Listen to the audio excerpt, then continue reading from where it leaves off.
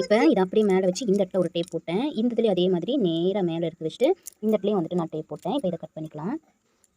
இதை நீங்கள் டிரான்ஸ்பரண்ட் இல்லைன்னா எந்த டேப் வேணாலும் போடலாம். ஏன்னா இது உள்ளே இருக்கிறனால தெரியாது.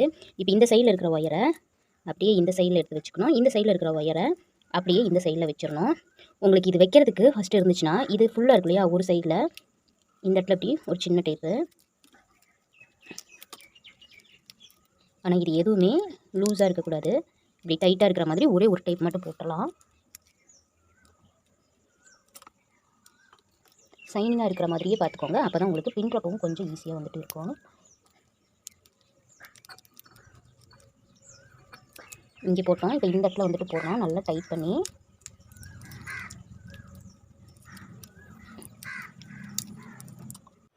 இப்போ நான் 2 சைட்லேயுமே கட்டி முடிச்சுட்டு உள்ளே வந்துட்டு நான் கிராஸாக சொருகி விட்டுட்டு சொருக முடியாத ஒயரை விட்டு கட் பண்ணி விட்டுட்டேன். கரெக்டாக 15லேருந்து 16 1 இன்ச்